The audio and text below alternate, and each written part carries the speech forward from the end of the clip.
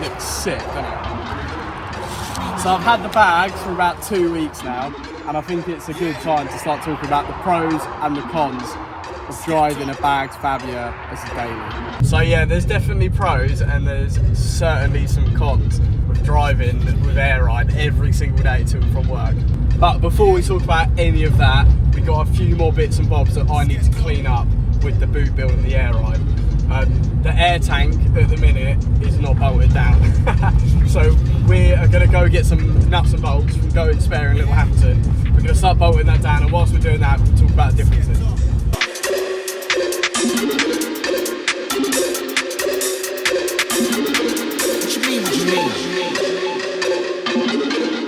Yeah. Right, yes, so if we look at my boot, you're going to see something that's quite dodgy. Obviously, when we fitted the airbag kit that you would have seen in last week's video, I didn't really want to bolt the air tank down straight away because I knew I wanted to make like a nice boot build.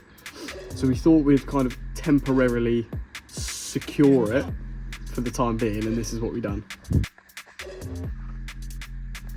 Now I know that's bad. Obviously the air tank holds like 150 psi, so having that just knocking around in the boot like that, not good. So I have decided I am going to bolt it down, and obviously at a later date I am going to do like a proper boot build, but for the time being today I'm going to basically remove all the duct tape and all that type of stuff, and I bought 4 new bolts which you would have seen, and yeah, I'm going to nut and bolt it down. So before I start touching anything, I need to release all the pressure out of the tank. So you look here, you've got this little line that comes off the bottom of the tank. I have duct taped it down, so let me just get it back out. And on the end of it is like a Schrader tyre valve.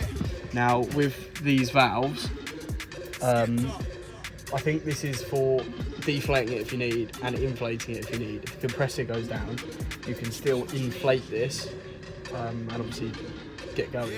And also if you need to deflate it, you can deflate it as well.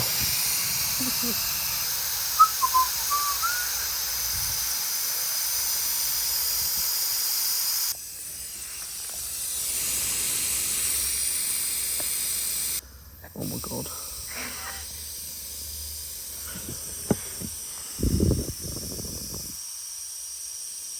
Right, I'm a bit bored of this now.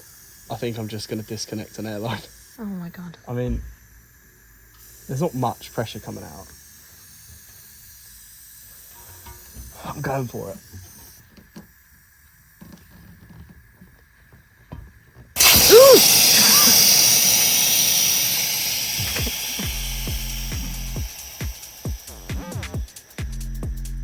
That was it quicker, wasn't it?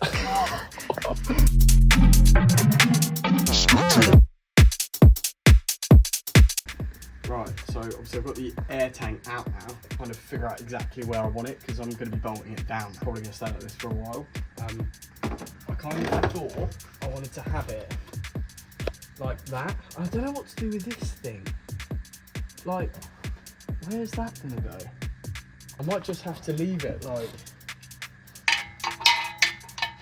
that. I mean, I don't really know, but you know, I kind of want to have it like that. I think that looks quite sick. So what I'm going to do, I'm now just going to get a pen or something I can mark the floor with, and then drill some holes and nut and bolt it. I'm looking at that little knob there, you see, because I assume this sub, I didn't put the sub in, but I'm assuming that's right in the middle. So as long as that is in the middle of them, and I'm using this line, this red line on the floor, to see what angle it's at. So I'm pretty happy with that. I think that looks quite cool. Now I've got a biro. I don't know if I'm actually gonna. Man, I'm not gonna notice that. I'm gonna have to get something. I'm gonna have to like make a little cut on the floor. No, going back, if I do this, make a little cut on the floor. With something quick, like a nail, and then drill it out. So let's go get something. Right, so I've got this. I'm going to try like make a mark on the floor with these little bits.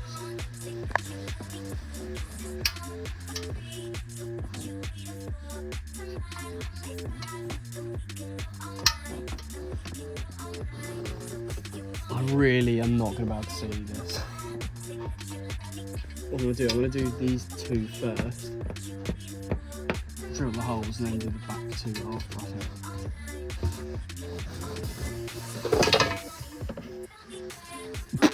Where is it?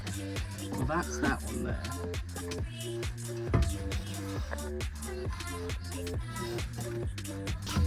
Right, so I've made a little tear there, a little one there. So I'm now going to get my drill and drill a massive hole. A small drill bit, drill a small hole, make sure it goes through the fabric, and then I've got a massive drill bit that we're going to follow through with, but I'm a bit worried of this fabric, it's going to get caught on the drill bit and spin round, but we'll have to see.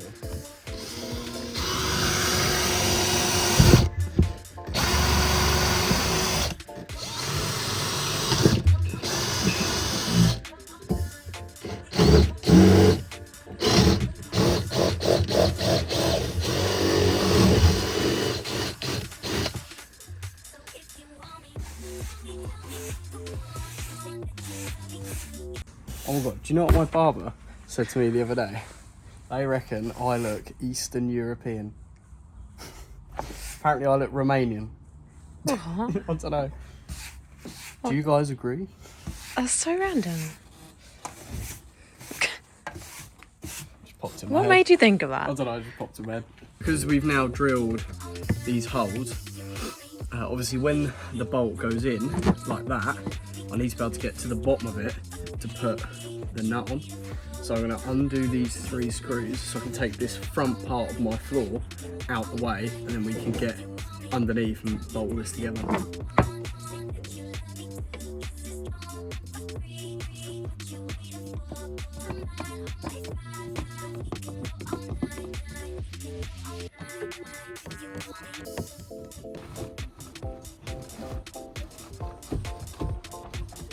So now that's out of the way, I can get my hand under it, bolt it in. Sweet, so I can get my hand under there. And yeah, get my hand under there as well. So let's get this air tank bolted in. This is obviously like the most important bit, because if I haven't drilled these holes in the right place, then I'm pretty stuffed. Well, hopefully I have.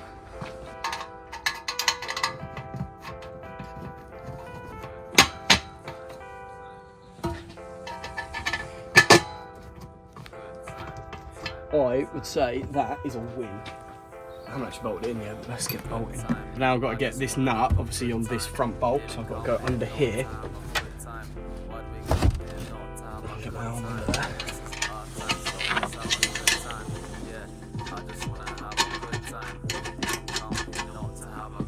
Now the bolts that I did buy are like lock nuts, so they've got that like plastic material. They're pretty much like once you do them up, that's it. They don't really come undone. Well, they do, but they don't. I thought that would be the best option for this, really. But now this is quite a pain. Oh, it's going up.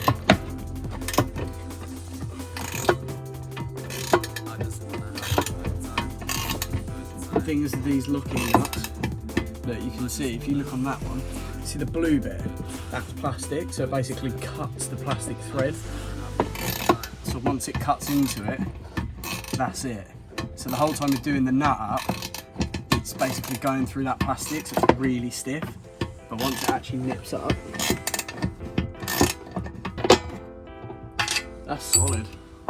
Good to do the other front one and then the back ones. So I've got all the air lines and electrics this side. Oh, this one's going to be a right pain. I've done it right next to the wood that holds the floor up. Oh. Nothing is simple with Harry. It's not. Oh.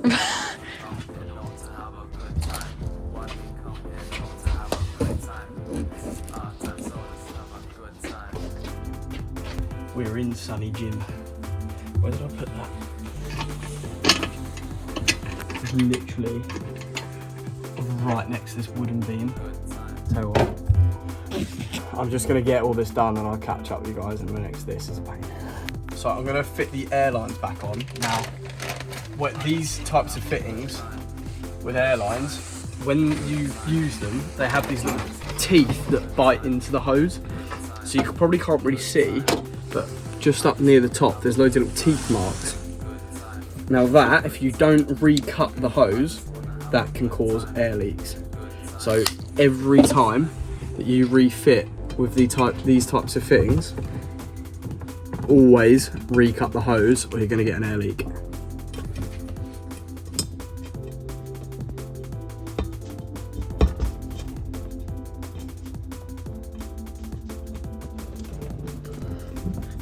Sweet.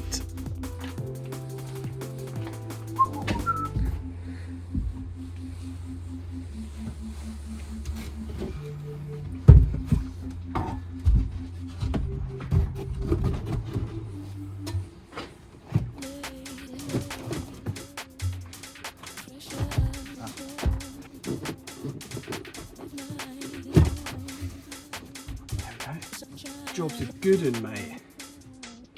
Right, let's get this bolted back in.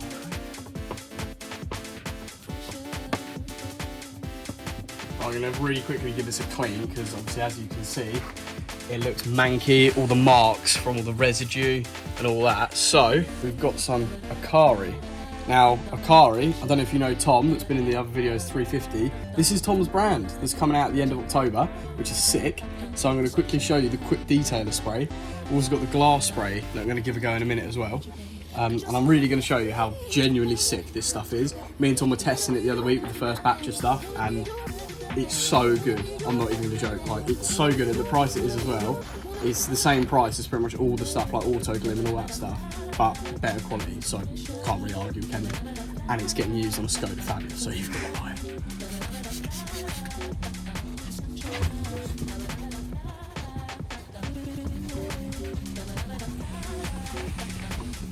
I mean, look how shiny that bit is compared to that bit. You can literally see the difference. Look, that compared to that, there's like a noticeable difference.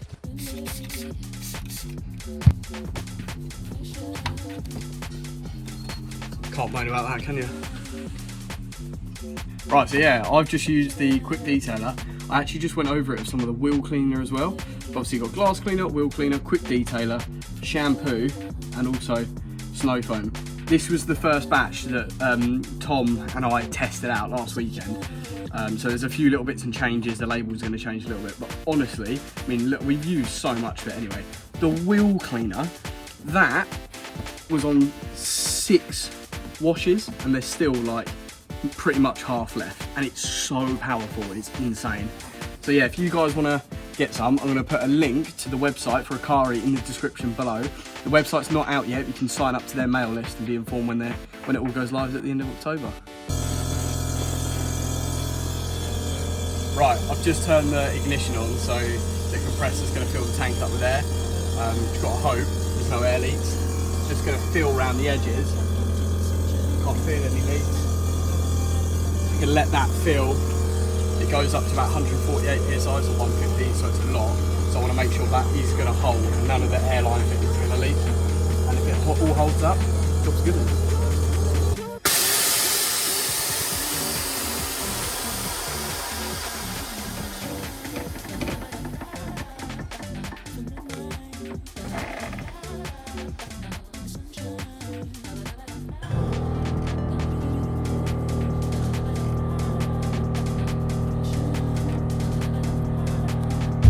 So we'll start talking about the pros and cons of being on air ride. Like I said, it's been like this for about 2 weeks now, so I've got a pretty decent gauge of what it's like daily driving a car on bags.